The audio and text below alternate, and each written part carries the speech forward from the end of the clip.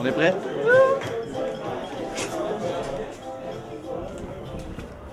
Wow!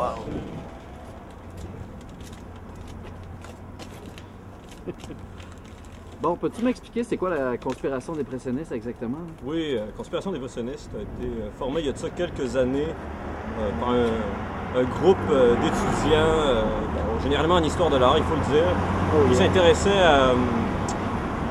Bon, je veux dire, ils s'emmerdaient un peu dans leur cours, puis ils ont commencé un peu à rigoler sur le fait que de tous les mouvements identifiables dans les arts, il y en avait un qui n'avait pas été étudié, c'était le dépressionnisme. Le dépressionnisme étant tout simplement, en fait, c'est un mouvement conscient, donc c'est des gens qui consciemment décident d'inspirer la dépression chez les gens qui consomment l'œuvre.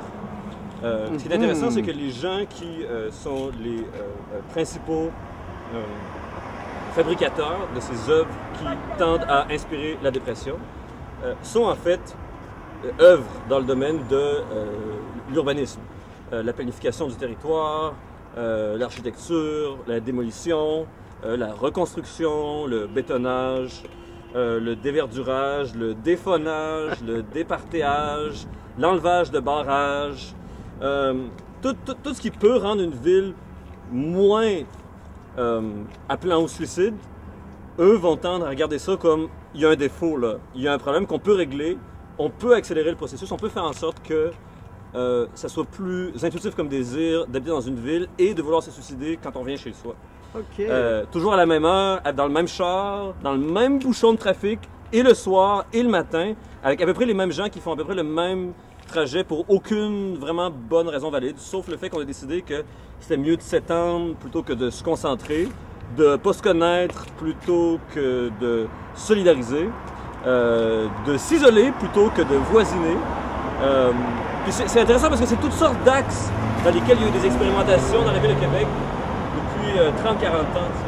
S'il y a une façon, on va l'essayer, on va expérimenter. Des fois, on se trompe, puis on annule ce qu'on fait, mais c'est pas grave parce que la ville est comme un genre de plot pétri.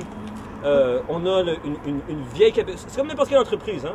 Il y a toujours un département qui ramène beaucoup d'argent, c'est la vache à lait. Ça, c'est le mur qu'on peut revendre sans arrêt. On peut photocopier une photo du mur du Vieux-Québec et expliquer aux touristes qu'à l'intérieur de ce mur-là, vous allez être en sécurité. D'ailleurs, c'est ce qu'on remarque, les touristes ne sortent jamais de ce mur-là parce qu'ils ont lu ça dans leur guide. Il y a une sécurité, puis vous allez revoir le même restaurant français cher, le même sirop d'érable, la même bullshit de supposés souvenirs que personne d'autre va acheter à part vous. Il y a un milieu qui ramène de l'argent, puis qui permet de faire des expérimentations dans plusieurs quartiers. On peut défraîchir un coin, on peut... toutes sortes de choses comme ça. Puis ça, c'était vraiment, juste pour répondre à la première question que tu viens de poser, ça, c'était vraiment le début initial de la revue. Puis depuis, évidemment, oui. Bon, les embranchements dans la vente de sous-vêtements usagés, le commerce d'immeubles, l'aide à l'immigration illégale vietnamienne, ça s'est annexé de façon relativement naturelle au fil des années et pendant que les membres s'ajoutaient. OK. Puis qu'est-ce que vous avez accompli depuis, je pense que c'est 2003 que vous avez commencé? Qu'est-ce que vous avez accompli depuis ce temps-là? Rien. Rien? Et puis, est-ce que vous êtes satisfait de ce rien-là? Oui. Ah oui? OK. Il n'y a rien à redire. Peut-être que je peux laisser... votre collègue compléter. C'est dans une autre ordre d'idée. J'ai pas entendu la première question, puis je sais pas de quoi en fait, je posais la question, c'était qu'est-ce que la conspiration dépressionniste? Je ne vais pas dire les mêmes paroles parfaites qu'Éric a lancées, mais ce que je pourrais dire, c'est que c'est une revue qui tend à reprendre le flambeau d'une tradition littéraire qu'on retrouve au Québec, qu'on retrouve en Europe. Une tradition littéraire qui est un peu délaissée, en fait, parce que il n'y a pas beaucoup de monde qui s'occupe de parler des pathologies sociales. Et puis nous, c'est notre travail d'essayer de montrer un peu c'est quoi ces pathologies-là. Et puis, parmi ces pathologies-là, il y a tout celles que Greg a parlé, il y en a d'autres. La vie quotidienne des gens, tout ce qui est automatique quand on rentre dans un Provigo, par exemple. Et puis, du début à la fin, tout est planifié d'une certaine manière.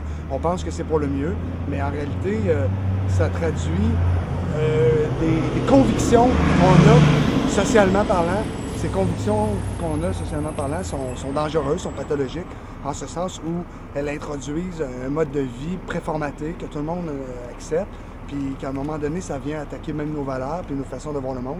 Et puis nous, ce qu'on essaie de faire dans la revue, c'est de remettre en question ces choses-là par des études de choses qui sont des fois banales, d'autres fois c'est un peu plus, comment dire, inusité.